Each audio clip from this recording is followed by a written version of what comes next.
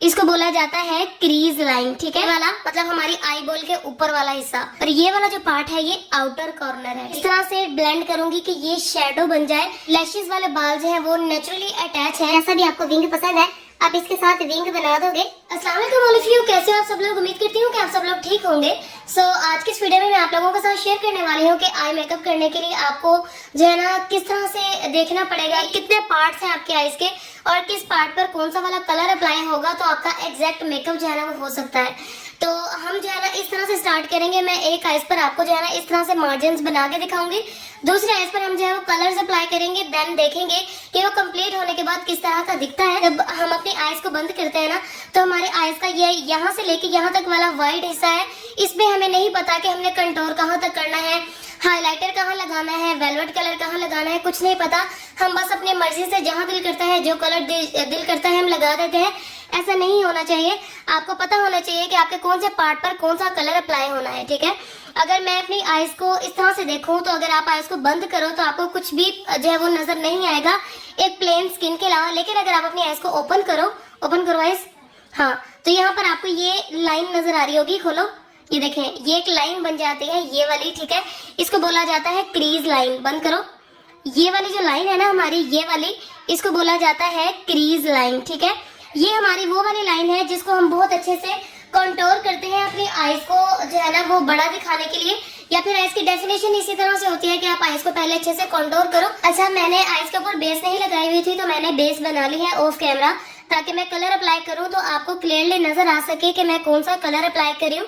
मैंने यहाँ पर जी क्रिस्टीन का पीच कलर लिया है इस पैलेट के अंदर से, और मैं इसको इस तरह से अप्लाई करूंगी और मैं उसको इसी एरिया में रहते हुए अप्लाई करूंगी जिस एरिया में मैंने आपको इस तरह से लाइन बना के दिखाई है, ठीक है। इस तरह से अगर आप आईज को इस तरह ऊपर से स्ट्रेच कर लेते हो तो आपको ज्यादा आसानी होगी कलर अप्लाई करने में। अभी अगर मैं बात करूं अपनी इस क्रीज लाइन के नीचे वाले एरिया की, तो यहाँ पर आपको यहाँ से लेके यहाँ तक पूरा पार्ट नजर आ रहा होगा, जो कि बेसिकली 3 पार्ट्स में जो है वो डिवाइड हुआ है। मतलब हमारी आईज का ये वाला हिस्सा, ये वाला मतलब हमारी आई बॉल के ऊपर वाला हिस्सा, ये जो सेंटर वाला इतना सा पार्ट है ना, इसको बोला जाता है आई लिड। आई लिड तो बेसिकली आपका ये पूरा ही है, बट अगर मैं बहुत डिटेल डेफिनेशन में जाऊं तो हमारा ये वाला जो पार्ट है ना, मतलब हमारे आई बॉल के ऊपर वाला ये सेंटर पार्ट जो है ना, ये आई लिड बोला जाता है। और हमारे जो आईज का ये वाला पार्ट है ये इनर कॉर्नर है, और ये वाला जो पार्ट है ये आउटर कॉर्नर है, ठीक है। मतलब हमारी नोज के साथ से जो पार्ट है आई वाला वो हमारा इनर कॉर्नर है, और ये बाहर वाला जो हिस्सा है ना, ये वाला वी, ये हमारा आउटर कॉर्नर है, ठीक है। अभी यहाँ पर अगर देखा जाए, आपने अक्सर देखा होगा कि जब हम डार्क कलर्स अप्लाई करते हैं, जैसा कि मैं अक्सर यहाँ पर डार्क ब्राउन कलर जो है वो अप्लाई करती हूँ। किस तरह से अप्लाई करती हूँ, मैं यहाँ पर इस तरह से कलर अप्लाई करूंगी और इसको मैं बहुत अच्छे से इस तरह से ब्लेंड करूंगी कि ये शेडो बन जाए, ऐसा ना लगे कि कलर जो है वो अलग से पड़ा हुआ है, ठीक है। अगर आप कलर को ऐसे ही अप्लाई करके छोड़ दोगे तो आपका आई मेकअप बहुत ज्यादा शार्प लगेगा और ऑब्वियसली बहुत बुरा भी लगेगा, ठीक है। तो आपने अगर नोट किया हो तो कलर जो है वो डार्क वाला यहीं पर अप्लाई किया जाता है। कभी आपने देखा है कि डार्क ब्राउन कलर यहाँ लगा हो या डार्क कोई भी कलर है वो यहाँ लगा हो और लाइट कलर जो है वो यहाँ लगा हो? ऐसा कभी भी नहीं होता। डार्क कलर हमेशा आउटर कॉर्नर पर लगता है या फिर दोनों साइड्स पर लगता है। अकेला इस साइड पर कभी भी डार्क कलर नहीं लगाया जाता। इसी वजह से होता है कि हमारी आई मेकअप की थ्योरी ही ये है कि हमारा जो आउटर कॉर्नर है यहाँ पर डार्क कलर लगता है, और बाकी जो हमारा यहाँ से यहाँ तक वाला पार्ट है ना, यहाँ पर आप कोई भी जो है वो वेलवेट शेड लगाओगे, ठीक है। जो भी आपका ड्रेस में अवेलेबल है, गोल्डन, सिल्वर, पिंक, कॉपर, जो भी कलर अवेलेबल है वो आप लगाओगे। जैसा कि मेरे पास यहाँ पर ये कॉपर शेड है, ये मैं यहाँ पर अपने आई के ऊपर अप्लाई करूंगी, बट मैं इसको जो है ना इस तरह से अप्लाई करूंगी और मैं इसको इनर कॉर्नर तक लेके जाऊंगी, बट मैं इसको आउटर कॉर्नर पर लेकर नहीं आऊंगी, ठीक है।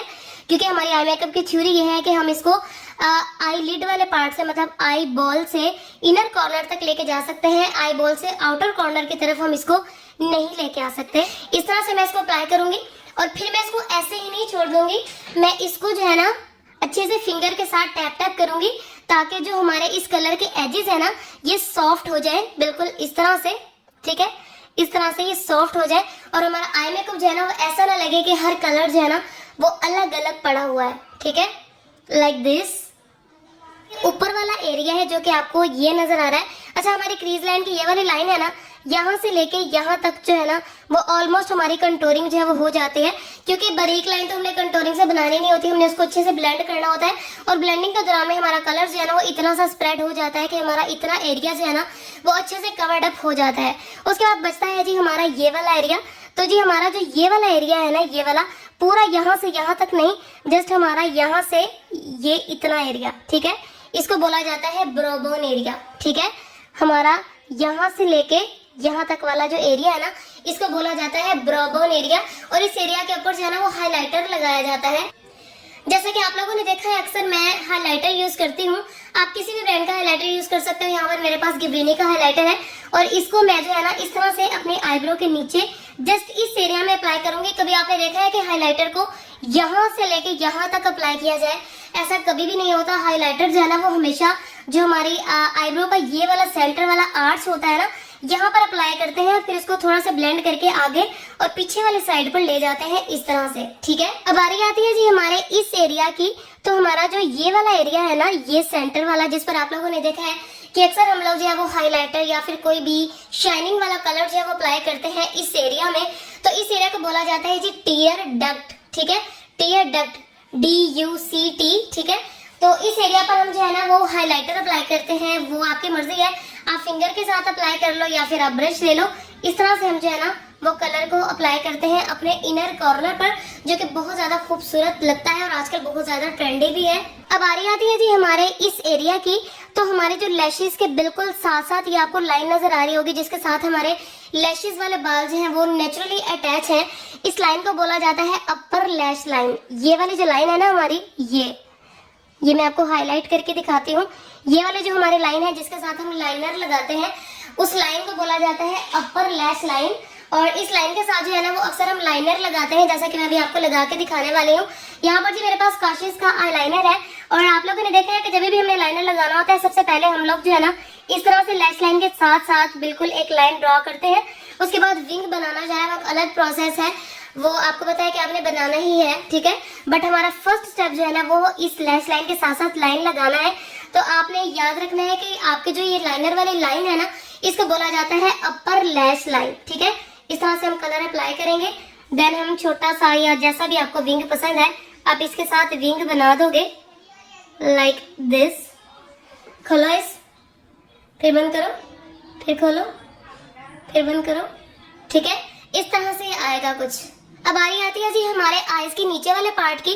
तो आप लोगों ने देखा होगा अक्सर हम आईज के ऊपर जो है वो मेकअप करते हैं, आईज के नीचे भी मेकअप किया जाता है। तो आपको पता होना चाहिए कि आपकी आईज का जो नीचे वाला पार्ट है उसको क्या बोला जाता है। तो अक्सर आप लोगों ने देखा होगा कि जो हमारी लैशेस वाली लाइन है ना, ये वाली, इसके बिल्कुल नीचे कलर अप्लाई किया जाता है। कभी आपने देखा है ऐसा कि लैशेस छोड़ के यहाँ पर कलर अप्लाई हुआ हो? ऐसा कभी भी नहीं होता। कलर हमेशा जो है ना वो लैशेस के बिल्कुल नीचे अप्लाई किया जाता है। डार्क कलर भी अगर आपने लगाना है तो लैशेस के बिल्कुल नीचे अप्लाई होगा और उसके साथ लाइट कलर के साथ ब्लेंडिंग होगी।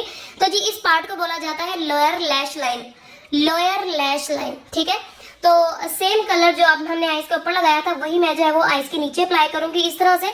अगर आप जो है वो कोई डार्क कलर लगाना चाह रहे हो या फिर कुछ लोगों को स्मोक जो है वो स्मोक टाइप लुक जो है वो पसंद होता है, या फिर काजल किसी को बहुत ज्यादा पसंद होता है, तो आप उसको जो है ना लैशेस के बिल्कुल साथ रख के लगाओगे। ऊपर देखो, लैशेस के बिल्कुल साथ रख के लगाओगे। उसके बाद आप किसी भी लाइट कलर के साथ उसको ब्लेंड आउट कर दोगे। मैक्सिमम आपका जो कलर है ना वो यहाँ तक आता है, इससे ज्यादा नीचे कलर जो है ना वो नहीं लेके जाते, क्योंकि वो अच्छा भी नहीं लगता। ठीक है, ऊपर देखो, तो हम बहुत अच्छे से लोअर लैश लाइन के साथ साथ कलर अप्लाई करेंगे और ये कंप्लीट होने के बाद दिखेगा कुछ इस तरह का। बंद करके दिखाओ, फिर खोलो, फिर बंद करो। तो जी आई मेकअप कंप्लीट होने के बाद दिखेगा जी कुछ इस तरह का। आईज खोल के बंद करके दिखाओ इनको। ठीक है, अगर आप इस सब मेथड को फॉलो करके और इसके हिसाब से इस टेक्निक को यूज करके आप आई मेकअप करते हो ना, चाहे आप स्मोकी आई करो, चाहे आप कॉर्नर सर्किट करो या आप स्मज मेकअप, किसी टाइप का भी आप मेकअप कर रहे हो, अगर आप इस टेक्निक को फॉलो करके इस बात को माइंड में रख के कि आईज के किस पार्ट पर कौन सा कलर अप्लाई होना चाहिए, आप उस हिसाब से मेकअप करोगे ना तो आपका मेकअप बहुत खूबसूरत होगा। तो आप लोगों ने जब भी मेकअप करना है, आपने इस टेक्निक को यूज करके इस बात को माइंड में बिठा के कि कौन सा पार्ट है, कौन सा कलर लगना है, देन आपने मेकअप करना है। और इस टेक्निक को जरूर ट्राई कीजिएगा, आपको खुद पता चलेगा, वाज़ेह फर्क नजर आएगा आपको कि आपके बिफोर मेकअप में और आफ्टर यूजिंग दिस टेक्निक जो है वो किस तरह का लुक जो है वो आपने क्रिएट किया है। तो वीडियो आप लोगों को कैसा लगा कमेंट करके जरूर बताइएगा। होप सो कि आप लोगों को बहुत कुछ नया सीखने को मिला होगा। इसके साथ ही मुझे इजाजत दे, दुआ में याद रखिए, मिलते हैं एक और नई वीडियो में, तब तक के लिए अल्लाह हाफिज।